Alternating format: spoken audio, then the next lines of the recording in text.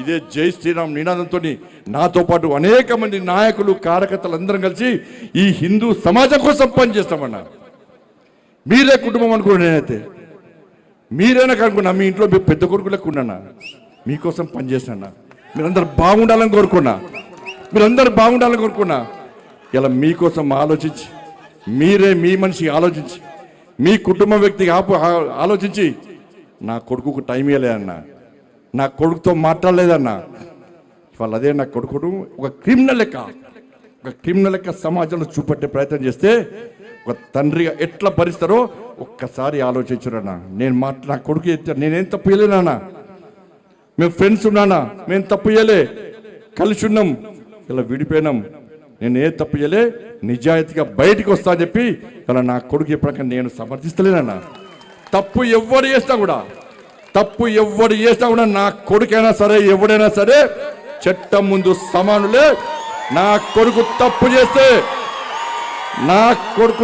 చేస్తే తప్పకుండా నా కొడుకు శిక్ష 100% పడాల్సిందే. ఇలా నా కొడుకు ఒక రకమైన చట్టం, ఇంకో వ్యక్తికి ఇంకో రకమైన చట్టం ఉండాలని కోరుకునే వ్యక్తి బండి సంజయ్ గారు. సమాజంలో చట్టం ఎవరికి చుట్టం కాదు, సమాజంలో చట్టం అందరికీ సమానమన్న విషయాన్ని ఇవాళ నేను స్పష్టం చేస్తున్నానా.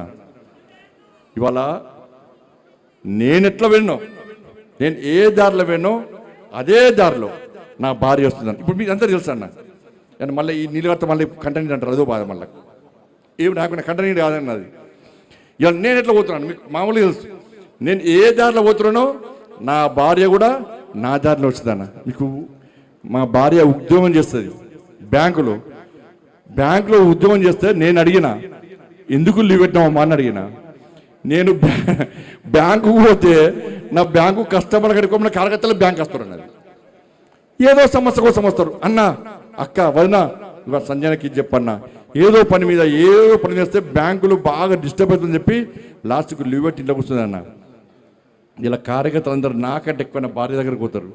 వదిన పెళ్ళి ఉంది, తృణమో ప్రణమో సాయం చేస్తుంది ఉంటే, వదిన బర్త్డే ఉంది, తృణమో ప్రణమో సాయం చేస్తుంది, వదిన హాస్పిటల్ ఉన్నాం, తృణమో ప్రణమో సాయం చేస్తారన్న. ఉంటే సాయం చేస్తుంది, లేకుంటే ఏదో రకంగా ఇప్పించిపోతుంది అన్న. కానీ ఇలా కన్న పేగు డిప్రెషన్లో ఉందన్న, ఏడ్చుందన్న, డిప్రెషన్ పోతుంది. కనీసం సంజాయించే అవకాశం లేకుండా ఇలా ఇబ్బంది పడుతుంటే, ఇలా మా కుటుంబం మీద పరోక్షంగా ప్రత్యక్షంగా ఇట్లా దాడి చేస్తుంటే ఇలా ఏ విధంగా ఒక తల్లి భరిస్తుందో ఒక్కసారి ఆలోచించుడన్న. తల్లడిల్లిపోతుందన్న, డిప్రెషన్లో పోతుందన్న. ఇలా లాస్ట్కు అవన్నీ చూస్తుంటే అరే ఒక్క సంఘటన, నా కొడుకు సంఘటన మమ్మల్ని ఇబ్బంది పెడుతుంటే 29 మంది ఇలా ఇంటర్మీడియట్ విద్యార్థులు, మైనర్ విద్యార్థులు ఇలా ఆత్మహత్య చేసుకుంటే మరి ఆ తల్లుల బాధలు ఎట్లుంటే ఇప్పుడు గుర్తొస్తున్నాయన్న. ఆ కష్టంలో కూడా వాళ్ళకు అండగా ఉన్న వ్యక్తి ఈ బండి సంజయ్ అన్న. ఒక అమ్మాయి ఇంటర్మీడియట్ అమ్మాయి, అన్ని సబ్జెక్టులు హైయెస్ట్ మార్క్స్, కానీ సోషల్లో 0 మార్క్స్ అన్న. 95 వస్తే సోషల్లో 0 మార్క్స్. ఇది తప్ప కాదా?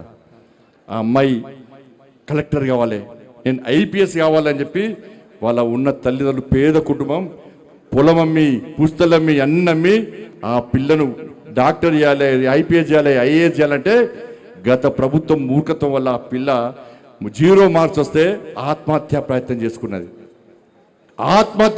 చేసుకుంటే కొన ఊపిరితో ప్రభుత్వం ఆత్మహత్య తీసుకొస్తే వాళ్ళ అమ్మ మెడలో పసుపు తాడు చూసినటువంటి ఆ తల్లి, అరే నా అమ్మ నన్ను చదివేయడం కోసం, నన్ను డాక్టర్ చేయడం కోసం, నన్ను ఇంజనీర్ చేయడం కోసం, నన్ను ఐపీఎస్ చేయడం కోసం, ఐఏఎస్ చేయడం కోసం పుస్తల తాడు కుదబెట్టి పసుపు తాడు వేసుకొని నా కోసం కష్టపడ్డది. నేను చచ్చిపోతే నా తండ్రికి అన్యాయం చేసినని చెప్పి కొన ఊపిరితో నా తల్లి డాక్టర్ గారు నన్ను బతికించండి, ఆ డాక్టర్ను వేడుకున్న సందర్భం చూస్తే మానవత్వం ఉన్న ప్రతి మనిషి చెలించక తప్పదన్న. కానీ ఆ తల్లి చనిపోయిందన్న. ఇట్లా 29 మంది చనిపోయారు. తిరుగుతున్నా, వాళ్ళని కూడా మళ్ళా కలుస్తా, వాళ్ళందరినీ చేరదీస్తా, వాళ్ళందరిలో కూడా భరోసా నింపుతాన్నా. ఇలా భయపడే వ్యక్తి కాదన్నా. ఇంత పెద్ద సమాజం, అరే శ్రీరామచంద్రుడికే అరణ్యవాసం తప్పలే, సీతమ్మ మీద అపవాదాలు వేస్తే సీతమ్మని అడుగు పంపి ఇవాళ రాముల వారు అరణ్యవాసం చేసి ఇవాళ తప్పుడు కాదని నిరూపించుకొని ఆదర్శ రాముడు, అందాల రాముడు, అందరి రాముడు, మనందరి రాముడు లెక్క మనకు ఆదర్శ రాముడు అనే వ్యక్తి మన శ్రీరామచంద్రుడు అన్న. నా భుజం మీద కాశ్యపు జెండా ఉంది, నా శిరస్సు మీద అమ్మవారి ఆశీస్సులు ఉన్నాయన్న. ఇక్కడ భయపడే ప్రసక్తి లేనా? రే ఆంజనేయ స్వామికి నిప్పు పెడితే అదే నిప్పుపై లంకను మొత్తం ఎట్లా దానం చేసిందో ఇలా బండి సంజయ్ని గెలికిరి వాళ్ళ మీరు పెట్టిన